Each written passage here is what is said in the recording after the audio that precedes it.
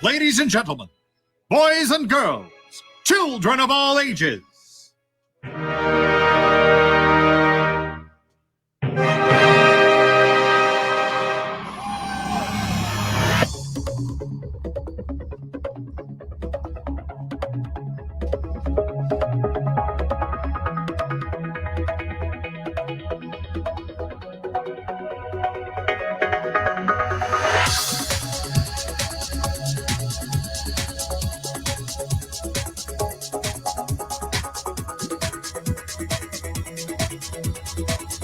Good evening, it's Sunday, the 19th of July. Welcome to Mockdown for this evening. Tonight, we're going to take a special focus on comedy, the comedy scene, and how it's coping with lockdown and that easing out of lockdown that we're being promised by Her Majesty's government. What a great bunch they are. I got three special guests tonight, and I'm going to bring them in just one moment. Let me get rid of that song. I'll let it play.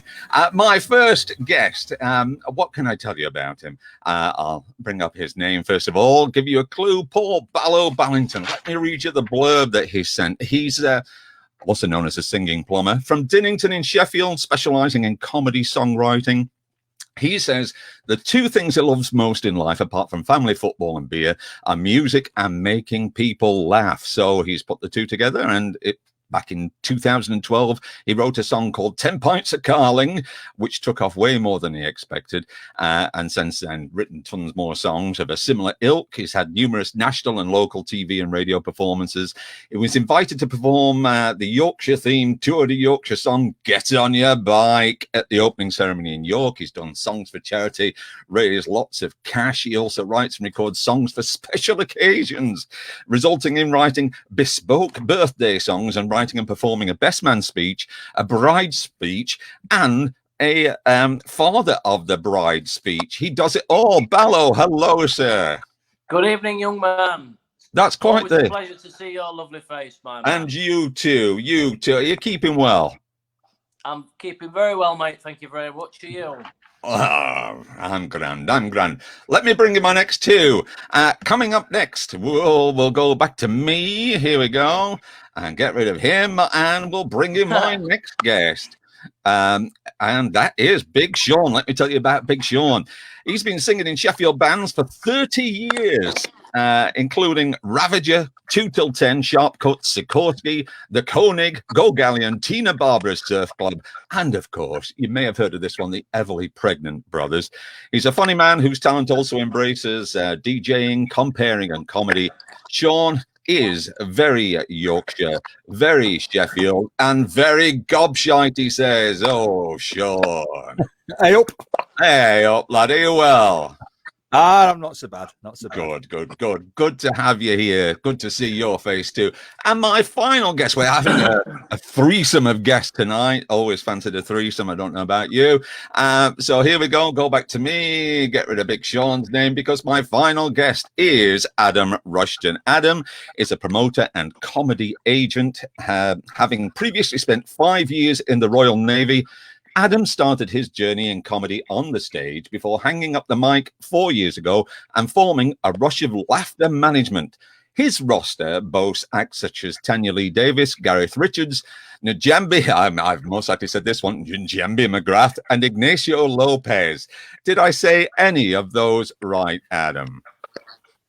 Kind of, all of them. Yeah, it's Ignacio, because I get corrected on that all the time because I say Ignacio. But yeah.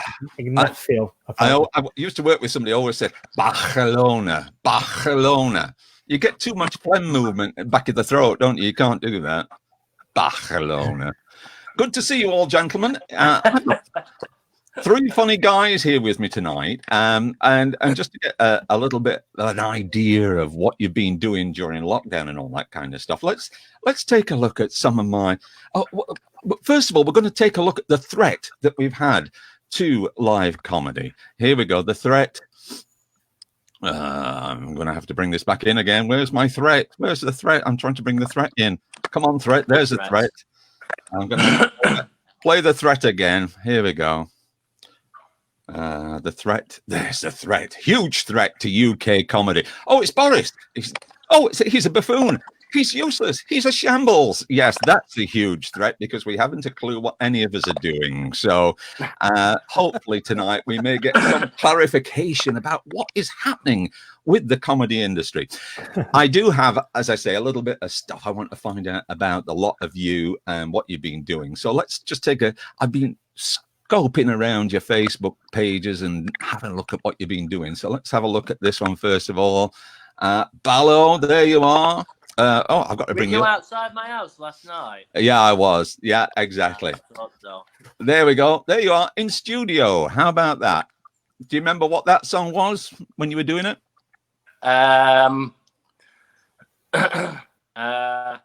Could be out, couldn't it? You've done so many. But he's got his Yorkshire Teabag shirt on, so that's all right. It was. I do remember this. I was doing a cracker.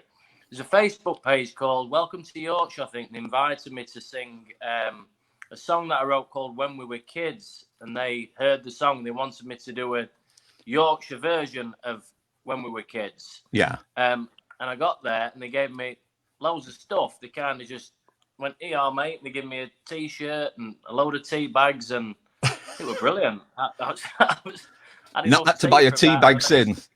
Let's see what else we've got here. I should have brought these pictures up when I was introducing you.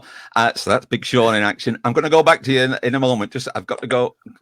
There's Adam again. Adam, you look kind of creepy doing that. What's all that about? Shh. The idea was hopefully that stops people shouting at me when I was on stage because I look quite menacing in it. You do look menacing. Yeah, anyway, let me go back to stuff. Ballo, some of your fans there, did they have Ballo t-shirts? The A looks as though it's been adapted there. The what does that's a P in it. The A's t-shirt. That was that is all. Apart from Mrs. Ballo, that is pretty much. Let me have a look. 5. Yeah, that's all my fans there. Excellent. Good to have them all in one place. Good to have them all in one place. Is it you know that, Paul? Was that at Dinnington? What, Shawn? Was that at Dinnington? You know that. It was. Yeah, it's where we. It's where Resource Centre. That was a wrestling night. I used to play. A good pal of mine does wrestling. He's like in his mid-40s. He retired 10 years ago, and then he's kept on doing it. And every time they have a wrestle, I end up getting up and doing a few tunes. And you don't have to wrestle with him. You don't have to grease up and get down to a pair of shorts or anything. No, I did referee once, which was. I tell you what, Ballo. Yeah, me and they'd make a great tag team. Away. Big Daddy and Giant Ace Dags. That'd be good. That'd be awesome. Big Shawn and Tiny Ballo. Yeah. Feeling that. Little Last Laugh comedy. There you are. That's proving you do comedy. You're standing there. Yeah. And what have we got here? Yeah. Britain's Got Talent. I will not talk about that. Yeah. You keep going up, though. You keep going up. Go back to the other one. The Last Laugh. That was probably one of my favourite nights. I'm still wanting to do City Hall, but I keep badgering Toby, but he keeps saying, yeah, we'll sort it one day. But that's the Lescar, Shawn. You'll obviously recognise. Yeah. Oh, and it was brilliant. Yeah, you'll get on it. You'll get on at Memorial Hall when I do. Here you are. It looks like you're in a TV studio, and it looks like you're doing a song to somebody showing you how to wash your hands or something. What's that one about? That's Look North. When I did that was a good experience. Actually, that was when I was doing my string of election songs 3 years ago for. Originally for Radio Sheffield, but then I got invited to Look North to play it live, and that picture was the only one they could find. The fact they got the singing plumber on, some bloke stood with his finger in the tap. I don't even know what it is. What is it? What's he doing? Yeah, I don't know. It's in uniform too. Very, very strange. He is. Look at that one. That's Ballo with the Yorkshire Teabaggers. That's me there on the left-hand side. And the wonderful John Atherley. I'm going to get him on here soon as well. That was at the Donny Trades Club, I think, wasn't it? I think that's also that's Dinnington. Is that Dinnington as well? Yeah. There we go. Dinnington, yeah. Adam, you're going to have to put shows on in Dinnington. It's obviously a great spot to be. I've got no idea where that is. I'll tell you what. The first time I've ever heard of it. That, Shawn joined us at Dinnington on one of these comedy nights, and I tell you what, he was the talk of the town for weeks after, and I know that Shawn himself was buzzing after that gig. But brilliant gig, absolutely awesome. It was a cracking night, that, mate, weren't it? Let's move on. Big Shawn, there he is. Look, that's heavily pregnant. Is that an O2? It gig? Is. Yeah, that's last Christmas at O2 when I'd got. I think I'd got black and pink hair at that time. Lovely. Yeah, but this is you in your younger days. Christ, that's going back some years. That's about 1998, 99. And that's a band called Sikorsky. Yeah. So there's me on left hand side. Then you've got Paul Ogle on drums, great drummer, good lad. Chris Holland on guitar, and then Cian Ballach. He's living back in Scotland now. One of the best bass players I've ever heard. He's really, really good. And when was that, Shawn? Well, about 20 years ago. We did. We've got an album that's a bit rough and ready. But it's on. I think you can get it on YouTube. Not YouTube. I think it's on iTunes and Spotify and stuff. But it's called Thrive. So it's Sikorsky with 2 eyes. Was that a Russian helicopter, Sikorsky? Yeah. There we go. Everybody thought that we were going to call it Sikorsky after Igor Sikorsky, and I'm like, no, just make it an I at the end, and then everybody will. It'd be right, but that we had a right laughing at. Oh yeah, well that. Look at that one. Tramlines last summer. But look at that crowd. Don't we ache for a crowd like that again? Oh man, I've been seeing mate this afternoon, and I was saying, for me, I don't know about your guys, but when you get on stage, it's like you flick a switch. Yeah. And to walk out on stage and see like 30, 40,000 people all hanging on your every word. Yeah. It sends shivers down your spine, but it makes you, it's just the best feeling ever. And there were an amazing crowd that day. And, I think any band would kill for a crowd like we've got that just will follow us blindly into whatever shit we get up to. I've got another one here. Is this Home Firth? That's picture drum. Bloody hell. Yeah. You kind of hang around with a bunch of sweaty guys. There you go. Oh yeah, we're all very sweaty. Yeah. There you go. Oh, and I haven't a clue what that is. Is it some kind of semaphore? It is, but it's wrong. Right. We filmed that. We took that on Hunter's Bar Roundabout one Sunday morning because we'd done a promo shoot at City Hall in a butcher's shop. Yeah. And then we all went out onto Hunter's Bar Roundabout. Bear in mind, we had to avoid traffic. Yeah, it's a busy roundabout. What it's supposed to say is bollocks. What it actually says is ball, because them two messed up. It's a bit like Sikorsky, isn't it, really? Yeah, exactly. Let's move on to Adam. There he is. Look, doing his trademark. Be quiet. Shut up or I'll have you. The only picture I've ever looked good in. But look, this is you more in your native stomping ground here, having fun. Where's that? That was the Northwest Comedy Awards that me and Jess Toomey, who owns a Frog and Bucket Run. So that was the first ever one, and we gave John Thompson the Legends Award. And then the lady in the pink top is Kat, who owns 9 Lives Media. And then there's Dan Nightingale there, and obviously the legendary Andy Hollingworth, photographer. And then the other one's Paul Hughes, who used to be the head of programming at STV. So, excellent. I've opted a few favours of people to present. Well, I didn't tell them they're presenting awards until they arrived. I went to here you go.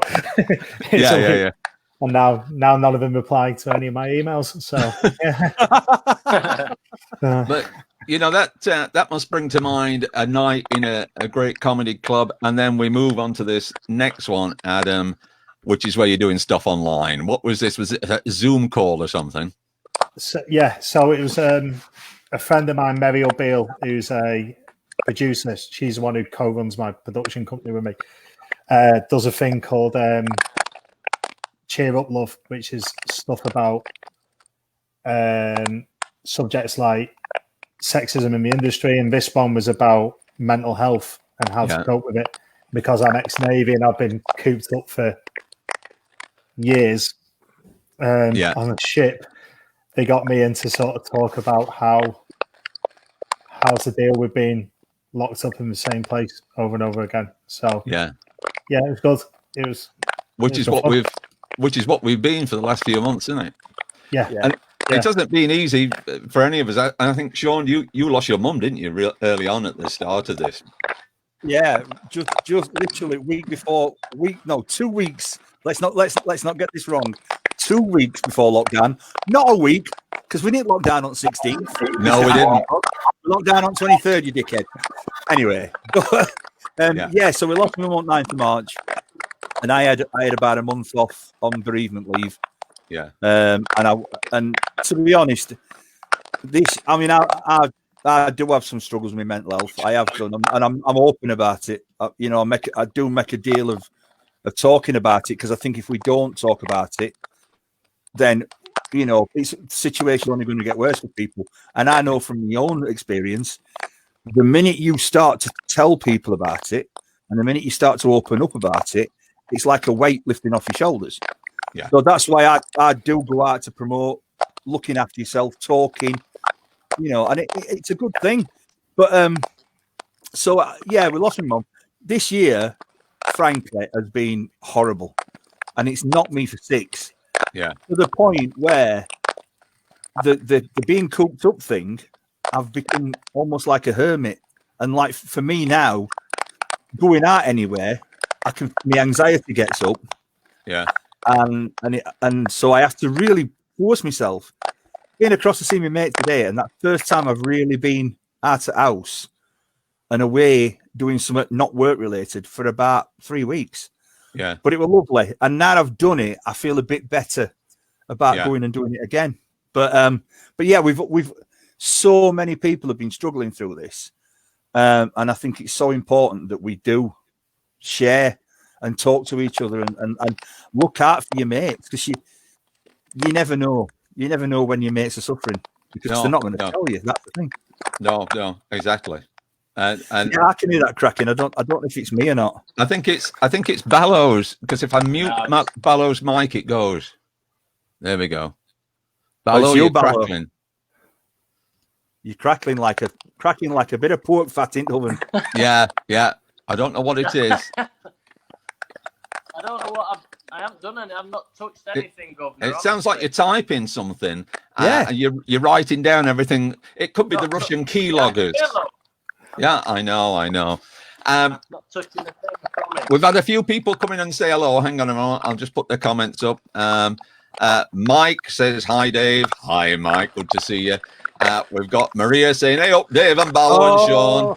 Maria doesn't know you, Adam, but she will do now. Oh, Maria's lovely. Jules Wasley says, try smiling, Rushton. Looks like you're passing wind. He's a tit, isn't he? Cheeky bastard, isn't he? Yeah. He is. Paul from Danny. And bless him. Adam says, that's my serious face. There we go. That's from you. So we all know what's going on now. There we go. But yeah, so talking about, those struggles, I'm just going to turn your mic off, Ballo. Oh, he's off. There we go. I'm going to can't. My mic myself, but I don't think is it mine? Is it? Yeah. Have you got a headset you could use with earpiece and a mic in? I'm just going to turn your mic off just for a second. It's on me. You on your iPad?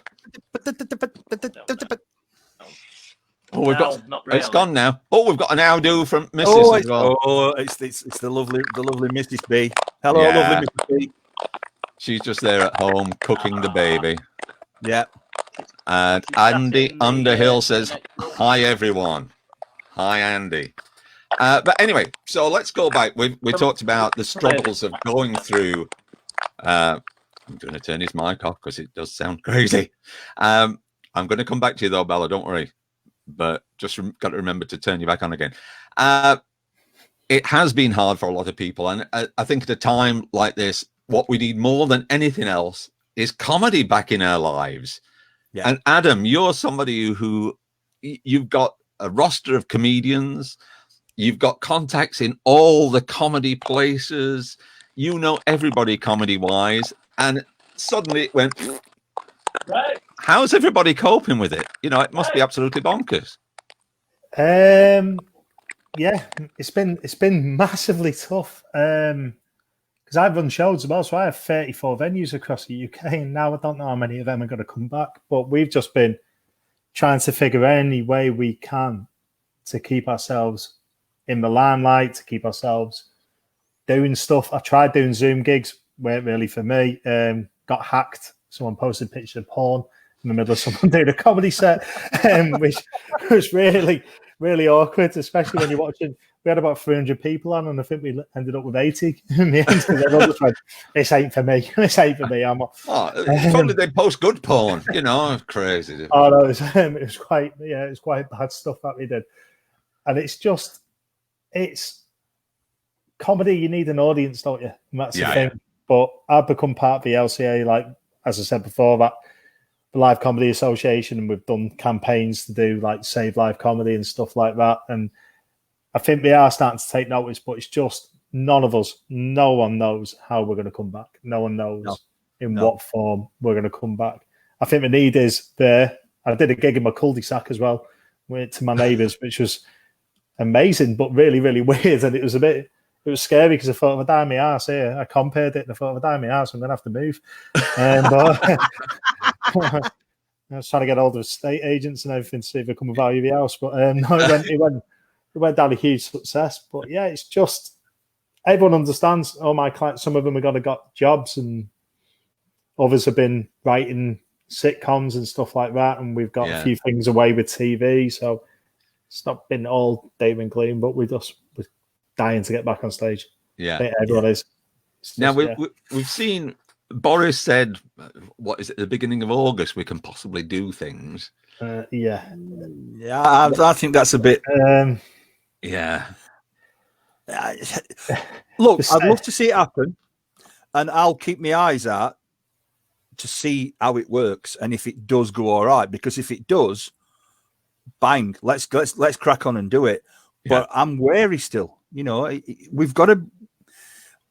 I know he's trying to get everybody back to normal, but there is no normal anymore. Yeah, it's all changed, and I can't see us going to. You can't go backwards from this. Yeah, you've got to move on. Yeah.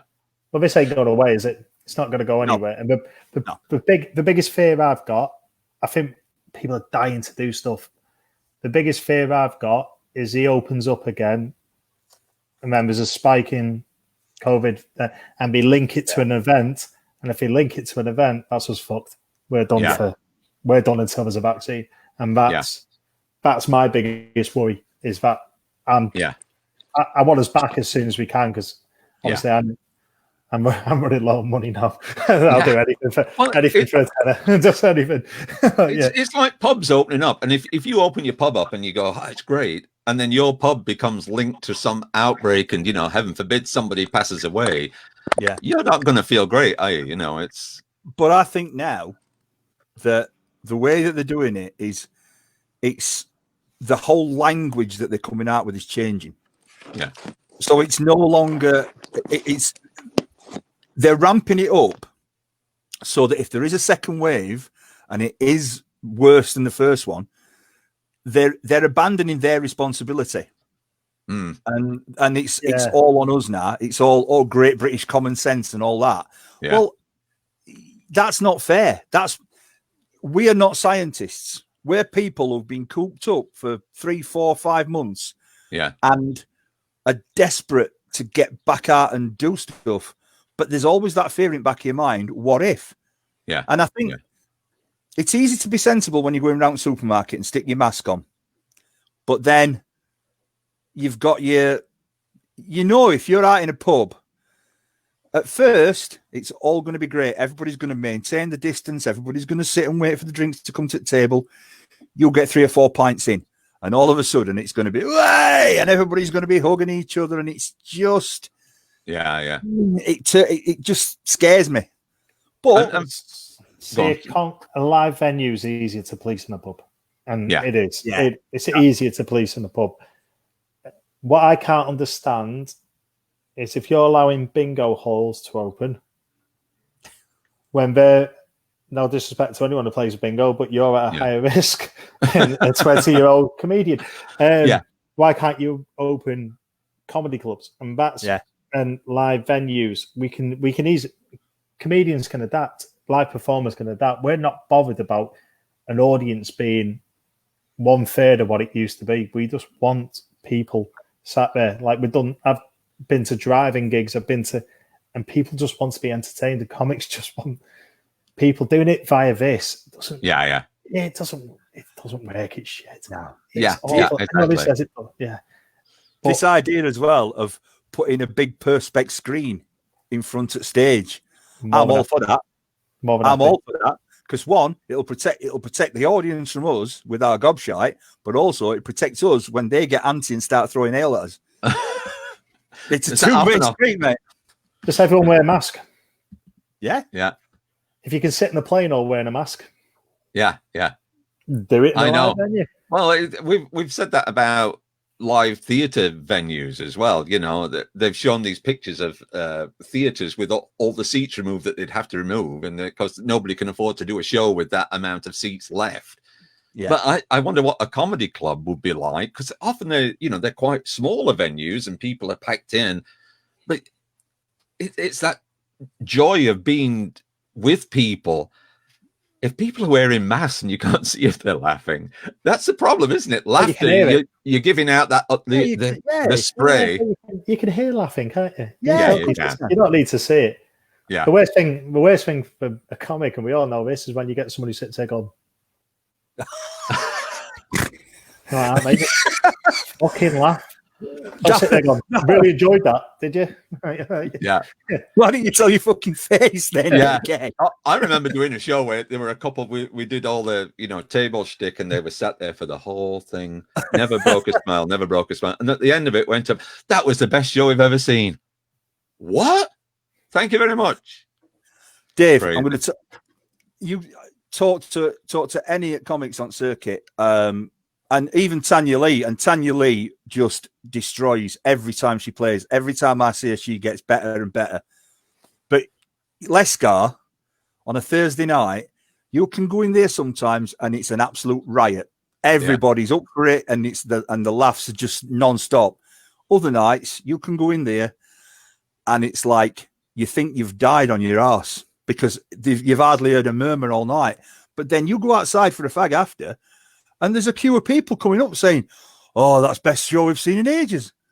Like, well, why didn't you fucking laugh? Yeah. I got to the point when I was comparing it to Lescar, I was saying, look, it's like getting on a dance floor. Don't be scared to be first one. It's a comedy club. You're allowed to fucking laugh. Yeah. Don't get scared about it. Just do it. But oh man, I used to always know how I did at the Lescar, because if I got a notification on my phone saying Jules has tagged you in something, I knew it died on my arse. So yeah, I did well. We've got a comment here. Andy Underhill, Adam makes very valid points. Yeah, he comes to one of my comedy clubs, so he's there. You go. Thanks, Andy. He's obviously a fan. He's commenting like crazy here. He's loving it. He's not wrong. He's not wrong. No. Yeah. It's. Oh, Ballo's got some headphones.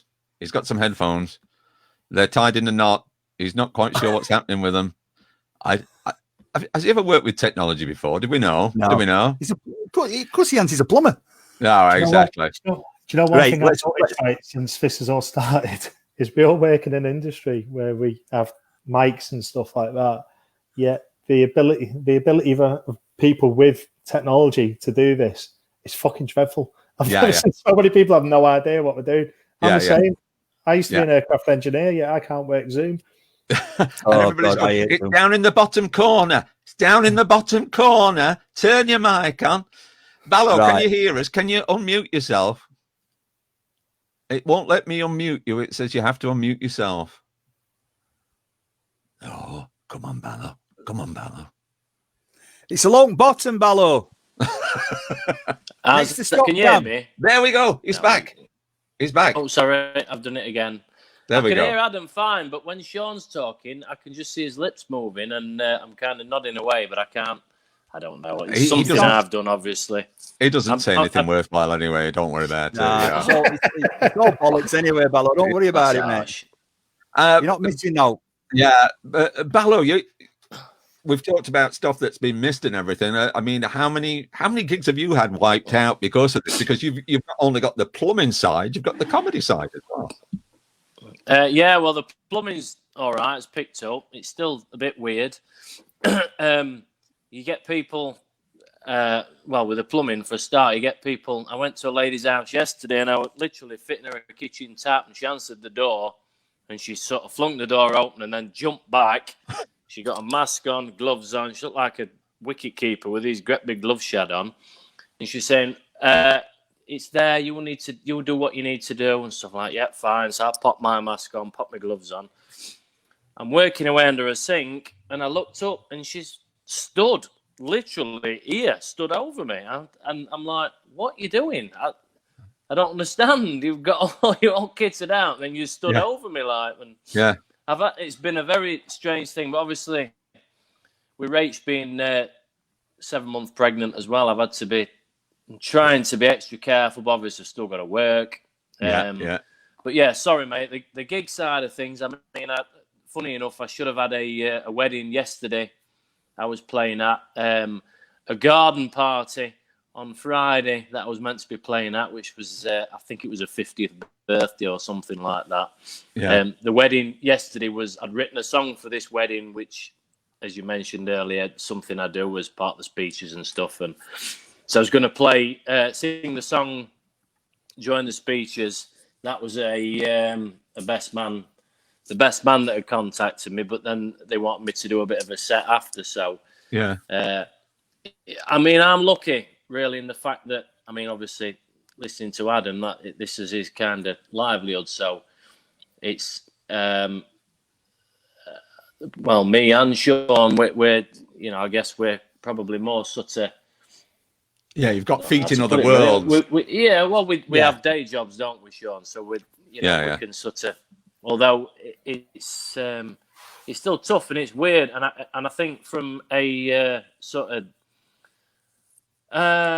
from a sanity point of view, I've missed it, and I've missed having that. Shawn mentioned earlier about playing in front of 30 to 40,000 people. I mean, I've never quite been blessed with that as such, but I've played in front of maybe 2,000 and 3,000. Not very often, but a few times. Yeah. But even that small crowd, and I'm sure Shawn will tell you the same, that some of the best gigs, like when I did the Lescar, and there was perhaps, I don't know how many that room holds, but it's only maybe 50 or 60. I think it's up to 100. And it was... Say again? I think it's up to 100. Is it? Are you just saying that because I only got 50? It was pretty full anyway. I don't know, but it was one of the best gigs ever because everybody was hanging on me every word. And then, so sometimes the smaller gigs are the better gigs, aren't they? You can enjoy them even more than, when I've played big stuff before, it might be a case of when I played Conisborough Festival, you might have got sort of 30 or 40 people at the front that were like, really into what you were doing, and the rest were kind of milling about. So the smaller venues I've missed very much, and I think, like I said, there's been quite a few gigs that I've meant to have done and did not happen for whatever reason. And it is what it is. But I'm looking forward to getting back to it. Yeah, to be honest, Andy Underhill loves and misses Adam and his acts loads. So there we go. Oh. And another comment coming in. Bless him. Here we go. Once at the Frog and Bucket, Preston, the Compare and Comics were genuinely pleased with the audience. They kept commenting. I thought they were taking the piss, but they were made up. It is nice when you get that feedback, isn't it? Yeah. Yeah. Nobody wants to play to a crowd that aren't up for it. Yeah. And as soon as you get that reaction, it just ramps up your game. Yeah. You just go, I'm on it here, and boom, you're away. Yeah. Now, Shawn, I saw on your Facebook that, yeah, sure. I think Adam's off for a wee. Dave, is there any reason why I can't hear Shawn? I don't know. You can't hear him at all. No. Do you know what I think, Ballo? I can hear him because my missus is playing it in other rooms. So I can hear him from there, but I can't hear him with a delay. Yeah, I think it's your Dinnington Wi-Fi. Yeah, that's what it is. Shawn, Ballo's a twat, did he say? Yeah. No, I said it's your Dinnington Wi-Fi. Dinnington Wi-Fi. It's your Dinnington Wi-Fi, he says. Shawn, I saw civilization and move out at sticks, Ballo. I saw on your Facebook page, Shawn, that there's a gig coming up at the Fly DSA Arena in the car park, and it says you're going. What is that? It's what Toby's come up with. Yeah. Taking comedy outside. Yeah. If it works, it'll be absolutely amazing, and I'll get behind it all the way because Toby's my mate, and I want him to be able to get back going and get things back running again. Yeah. I'm gutted for what's happened this summer. It's been horrible for everybody. I mean, obviously, it's been people have lost jobs that have been doing this a long time. Yeah. I'm not going to mention him because I'm not going to embarrass him. But there's a good mate that's lost his job this summer, and he's been in this game a long while. And for him, I really want him to be able to get back and doing something.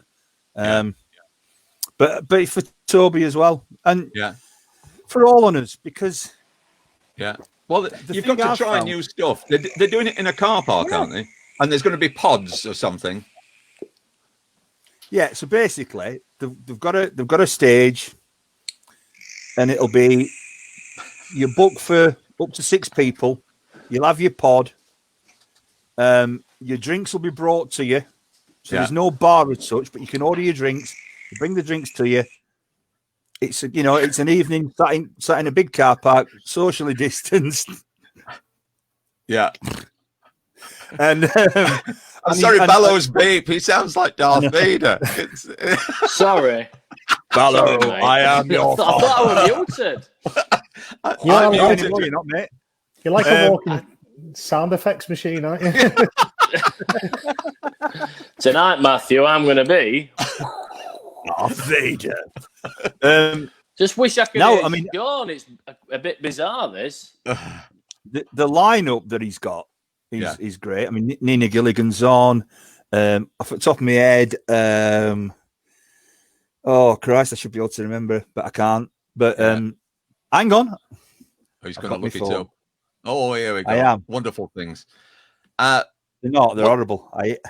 What about you, Adam? Any plans for anything to start opening up? Because you're involved in the Comedy Association. And what's shaking? That's a good question. Yeah. It's a very, very good question. At the moment, we're doing these pilot shows going on next week. Darth Vader's back. Oh, it's still got me mute. Mute me. Mute me, man. Sorry, go on. All right. We've got these pilot shows going on. Yeah. If they're success, and hopefully we can open again. But I'm going to do another gig on my cul-de-sac to my neighbours because I've asked for it. Yeah. And I'm trying to find venues. I'm booking a driving gig down in Shrewsbury, but we're still and ahhing whether we're going to do another one. So we've got a few things going on. But it's just trying to figure out how Andy Underhill goes to one of my gigs in Stoke. Yeah. And they just basically don't give a shit. Just like do you want to stand outside the pub and do it? And I'm like, yeah, we could do that. So I don't care, just want to do live events. So we might have a few things. So the pilot shows, are the pilots indoors or outdoors? Indoors. 3 venues are getting announced, I think, tomorrow. Yeah. I think. I'll keep his eye out. My understanding of it is we're getting announced. And these are around the country, are they? Yeah. I think one's going to be in the north. We're all outside of London, I think. Well, they don't understand comedy down there anyway. I think. Don't quote me on that. Because usually before I go on and do stuff like this, I usually get a PR brief. I have to say what that's say. But I think one's up in the north, one possibly in the Midlands, and maybe one in Scotland. I think. Nice. I think. I don't know for certain. We have no idea where the venues are going to be. Yeah. We have no idea either, do we, Shawn? No, but I've got the lineup for you now. Oh, here's the lineup. Gig. So you've got Toby, obviously, is going to be comparing. Yeah. We've got Nina Gilligan, Junior Simpson, Steve Royal, and Justin Morehouse. That's a nice lineup. That's a nice lineup, isn't it? That is a nice lineup. And what date is that, Big Shawn? It's penciled in for 22nd of August. Fingers crossed. So save the date. Show a lip reader. Don't you? That's with me. Ballo can't hear a thing. He can hear me. I can hear you and Adam, but not Shawn. Yeah. It's weird. Yeah. Adam, you're me, Andy again. We don't care. Yep, come to us, Adam. Can't wait to see your ugly mug again. Oh, that escalated quick, didn't it? Such a lovely man, isn't he? It's gone from major loving to he's from Stoke, is he? They could make their own pot masks, couldn't they? Out of fine Stoke. He's from Mere, which is like the rough part of fucking Stoke. God. So it's proper moody. So I don't. They could make it out of something that's like pot, but bang an oatcake on his mush, Yeah, exactly. Dear. Shawn, were the Everly Pregnant Brothers due to do stuff this summer that's gone? Oh, Christ on a bike. We were playing Rotherham, Cutlers, Saltaire. We were playing Holmfirth again. We were playing City Hall. We've got Leadmill. That got postponed. Tramlines, obviously. So just everything gone to now. I mean, obviously it's been rescheduled and stuff, but we don't. It's that not knowing. Is this time next year? Are we going to be back in doing gigs? I hope we are, because to be honest, I could do it. Gosh, we will. Yeah. We will. We'll be back. But no, we've missed a lot this year. But the flip side is it's getting us time to actually regroup and start writing some stuff. Because we do like a socially distanced practice once a week, and on a Thursday night, and Thursday just gone. I don't know what it were. I don't know if there was something in air or what it were, but we came up with 4 new songs. Wow. So, and 3 out of 4 of them, I would say, are absolute bangers already. Yeah. One of them is going to be a bit of a work in progress, but and it was lovely to get everybody together, get Ukes out, and start just getting back on it. And it was a really nice night. So, but let's hope there's more to come. Yeah, Adam, do you think some of your acts have taken this time to do a bit of writing and a bit of polishing, fine tuning, regrouping? What do you think? I hope so. We'll find out. Yeah. Some of them haven't sent me anything, but some have. Some have been bombarding me with stuff, but I hope so. Yeah, I want a lot of money. I need a lot of money. Yeah, I've been working hard. Some have got day jobs, so there's that big fear now: am I going to lose some acts because they realise they can actually make money from a living instead of giving me 15% of it for me? Yeah. But, and Andy's saying it's just joking. Adam knows what I'm like. Oh, he misses you. There you go. Honestly, you know, this thing about day jobs. You know, I've had a day job for throughout my entertainment career. It's only ever been a hobby. I've always had day jobs, apart from 5 years when I did packeting, and that's when I joined Sharp Cuts, and I had 5 years on road with Sharp Cuts, which were amazing. Yeah. But I learned, do it because you love it. And if you've got to have a day job, well, you've got to have a day job. But everything that you do, if you love what you do, then you'll make it work. Yeah. One way or another. And I envy the people who've actually got the stones to say, no, I'm not doing a day job. I am going to do this full time. I wish I'd got that, but I guess I'm too kind of. There's always that bit with me where I'm too scared to take a leap. Yeah. And just say, no, that's it. I'm going full time. But I think in next year or two, who knows? Yeah. Getting older now, Dave. Yeah. Well, exactly. Ballo's back again. He keeps coming and going. You're right there, Ballo. Yeah, just trying to restart it. I'm trying to hear Shawn. I can't hear his bloody word he's saying. He was just talking about day jobs and stuff, and of course, you're known as a singing plumber. But do you think would you ever give up? Would you ever give up on the plumbing, or would it be too much of a big wrench for you? Are you just going to solder on? Are you just going to solder on and tap into the comedy scene? Tap? What's the tap reference? Oh, tap! Oh my god! He hasn't been near a sink in months. Oh man! Oh mate, I tell you, this lockdown's ruining me. Paul, can you hear him now? You know that thing you turn to make water come out. He's gonna have to write stuff down. What's he doing? What's that with the hand? He's talking about taps. I'm talking about taps, Paul. I know, mate. I know. I don't know what that. I'd give the plumbing up tomorrow, Dave. To be honest. Yeah. I know what you mean. So it's always been a bit of a dream to do the. But then again, you hear other. I was speaking to when I did Wentworth Festival, and I was speaking to one of the comedians there, and I can't remember for the life of me who it was. And I was saying to him, you know, I was a plumber and stuff, and he said, you know what? He said, I wish I had a trade. He said, it'd make this job a lot easier. So it's kind of 6 of one, isn't it? Half a dozen of other. If you can do a little bit of both, but I would like to. But then you get all these celebrities who really don't have too much talent at all, who, you know, end up presenting everything, and you know, I'm not mentioning any names, but there we go. Let's not names, Dave. Go on. Any tips when you get writer's block? Any tips when you get writer's block? Anybody? I don't get writer's block because I don't sit down and write. Yeah. Everything I do literally comes off the top of my head. It's all spontaneous. I can't sit with a piece of paper and write down like jokes or a routine. It's foreign to me. Yeah.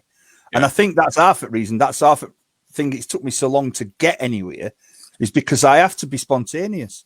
Yeah. But that's why for me, I think in terms of comedy, I enjoy comparing way more than doing a set. Yeah. Because comparing, you get that interaction with crowd, you get to, and you bounce off them, the joy of it for me is that it can go anywhere.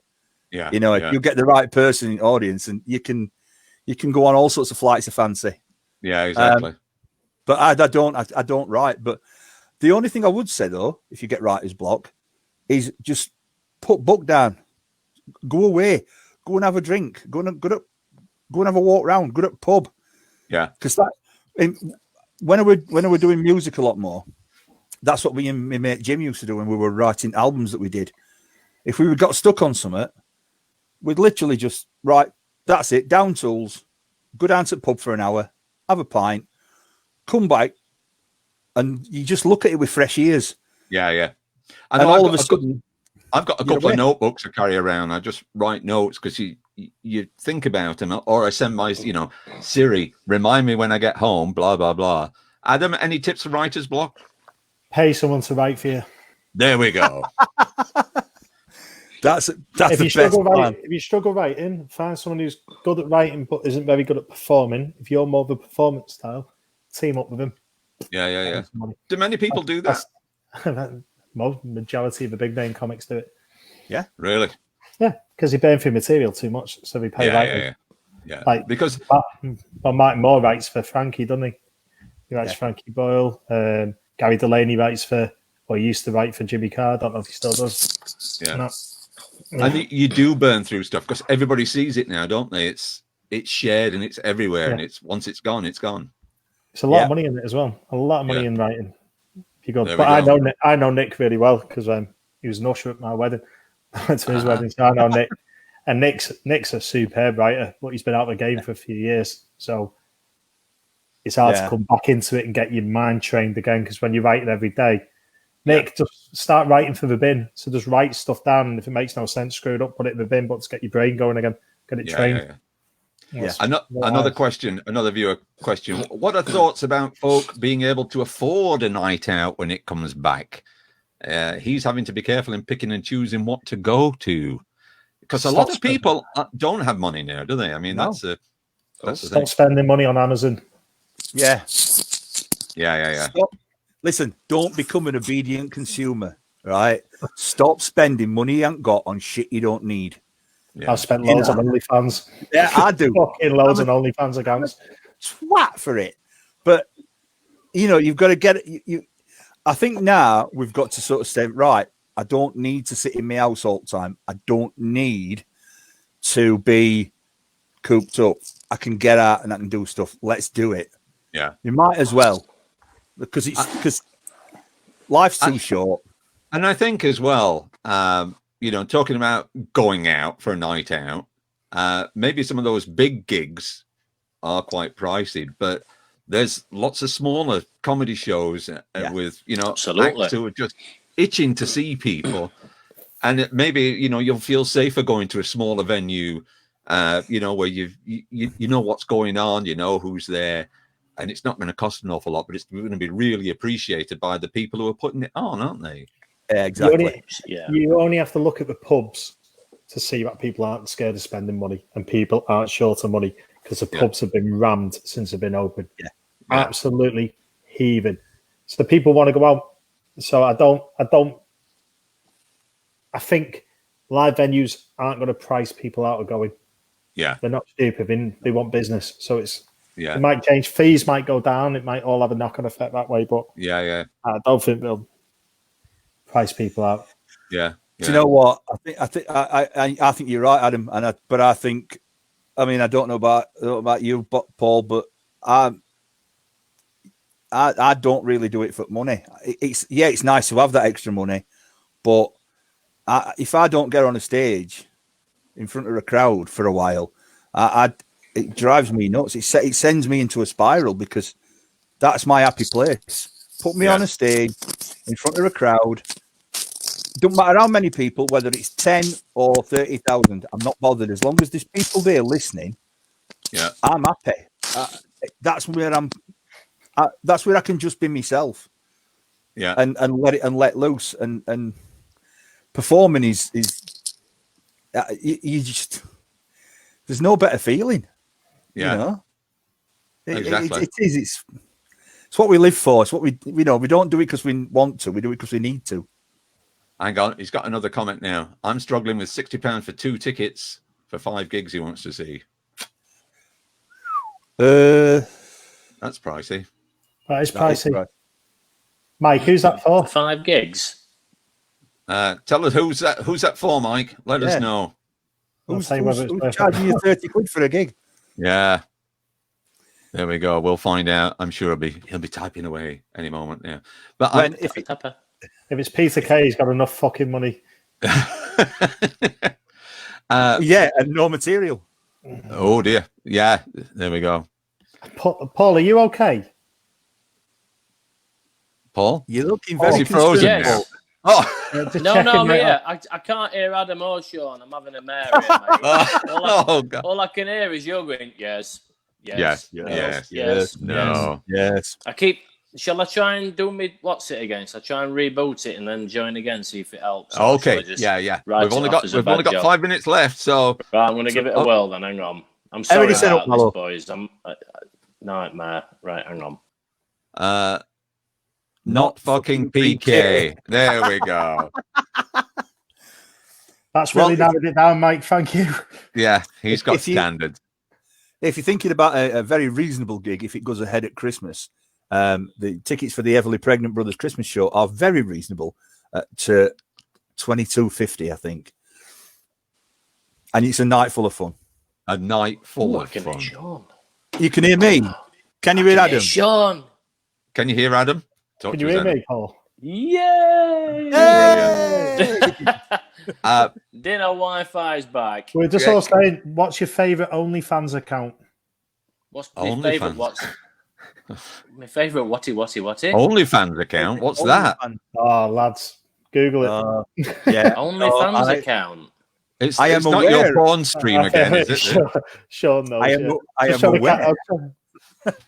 I haven't yet indulged in watching anybody on OnlyFans, but they are out there, and I've signed my axe up to it. Liam, he's not made much money, but it's anything we could do cheaper than live streaming. I'm trying to. I've checked this out. Then yeah, I know. Right, I won't do it on your laptop. Oh God! When your wife's in the house, stay away from it, Ballo. Stay away. Basically, Paul, it's like this, right? Go on. There are lots and lots and lots of attractive young ladies, and some of them are. When I'm saying young, I'm talking about 20, right? So proper young, very young. Yeah. Who have like Instagram accounts where you can see various attractive-looking pictures, but then they have what's called an OnlyFans. And that is something you sign up to. And I don't know how much it costs you, but it costs you something. But you get to see them in more less suggestive. Less clothing, more suggestive. But apparently, during lockdown, it's had the biggest boom ever. Yeah. No way. Really? People are becoming millionaires off it now. God. Wow. Becoming millionaires. Mental, isn't it? That's the only reason. Yeah. That's seriously, I just saw it popping up on things. Go, what's on? Do you think anybody would be interested in a 5.5-foot plumber from Dinnington? Depends how good you are. Listen, mate. There's a niche for a 5.5-foot plumber from Dinnington. So if I am, I'm sure there'll be a lot more. Get this in on, love. Meanwhile, I'm trying to monetize my stream here. I've got my Brewdog thing up here, which I'm hoping Brewdog will support me. But I'm going with live advertising now for Home Bargains. Home Bargains dog poo bags. Only 99 pence. You can get them for 99 pence with a little dog poo bag holder, or you can get a packet of 4 refills. And let me show you now. This is a lower quality dog poo bag. And I want you to look at this bag. Not a lot of depth to it. You put your hand in. It feels quite flimsy. Well, you can see and throw it. That's worrying. Yeah. You wrap around that. You've got barely anything to tie up now. The Home Bargains dog poo bag. Look at this. It's like a gauntlet. That is a sensation. Isn't that good? It is. And I've got Can't you just toe end it into a neighbour's garden like it could do. Does? I've got some corks there. It's not poo, but you see, you can wrap it up. You've got lots to wrap around and tie up. So that's Home Bargains dog poo bag. Dave, bloody sell it. You sell out, yo. Dave, Home Bargains. Go on. That's a revelation, mate. I am gonna get some of them for next time I'm going out picking up dog poo. Exactly. I ain't got a dog. Home Bargains, if you want to sponsor me, you know where I am. There we go. Home Bargains. We'll go shit picking together, Shawn. Right. We've done worse. We did trade slum at Rotherham. Yeah, exactly. That's very true. That is very true. Gentlemen, we've reached the end of our allotted time. I want to thank you all for being with me. It's been lovely. Let's hope that our forecast of comedy coming back in August is going to be there. We're going to have people in rooms, outdoors, wherever, wearing masks maybe. Everything crossed. Yeah, and people are going to laugh again. Yeah? Yes. Oh, absolutely. People will laugh again. If worse comes to worse, me and Ballo will get his knob out. And there we go. And that will make people laugh. That will make people laugh. That's like your wrestling thing. Once again, this week, I'm going to mention, if anybody wants to donate anything, the Equity Benevolent Fund is helping performers and creative workers, and they'd really love to have any help that you can send them, because there's a lot of people suffering during this time. A lot of people have fallen through the gaps of that whole self-employment scheme and that pay-as-you-earn furlough. There's lots of people in the entertainment business who've gone months without anything now. Is that right, Adam? Yeah. You got some of them. It's terrible. Thank you, gentlemen. It's been an honor and a privilege. It's a pleasure, my man. I am going to play my applause for you. Oh, let's give it some volume. There we go. Oh, we got applause. We got cheers. We got cheers and some clapping. There we go. Let's go to the end credits. Thanks, guys. Thank you very much. Thank you. See you later, guys. Bye. Bye.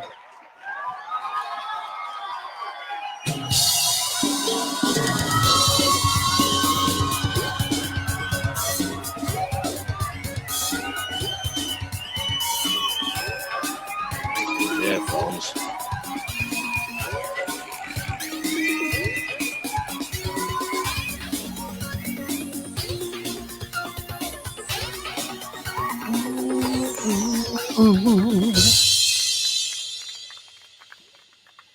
Well, a little bogey then, Dave. I wouldn't know.